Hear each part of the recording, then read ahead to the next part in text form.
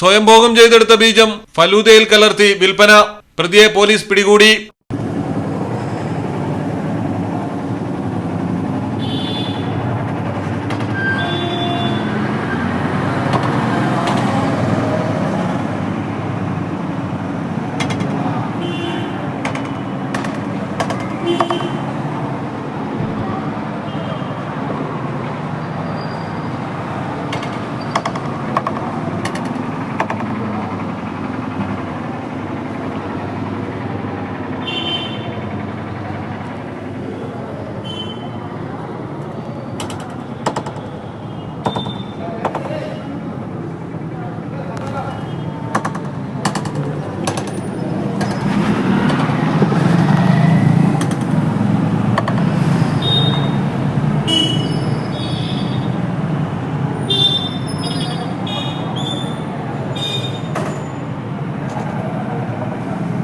തെലങ്കാനയിലാണ് ഞെട്ടിക്കുന്ന സംഭവം നടന്നത്. നെക്കൊണ്ടയിലെ അംബേദ്കർ സെന്ററിന്റെ അടുത്ത് ഫലൂദ വിൽപ്പന നടത്തുന്ന രാജസ്ഥാൻ സ്വദേശിയാണ് ബീജം ഫലൂദയിൽ കലർത്തി വിൽപ്പന നടത്തിക്കൊണ്ടിരുന്നത്.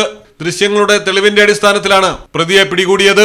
തുടർന്ന് നഗരത്തിലെ ഐസ്ക്രീം കടകളിൽ പോലീസ് വ്യാപകമായ റെയ്ഡ് നടത്തി. വൃത്തിഹീനമായ സാഹചര്യത്തിൽ ഫലൂദയും ഐസ്ക്രീമുകളും വിൽപ്പന നടത്തുന്ന കടകൾ അടപ്പിച്ചു. ചിലർക്കെതിരെ കേസെടുക്കുകയും ചെയ്തിട്ടുണ്ട്. വഴിയോര കടകളിൽ ഐസ്ക്രീമും ഫലൂദയും വിൽക്കുന്നവർക്ക് കർശന മുന്നറിയിപ്പ് നൽകി.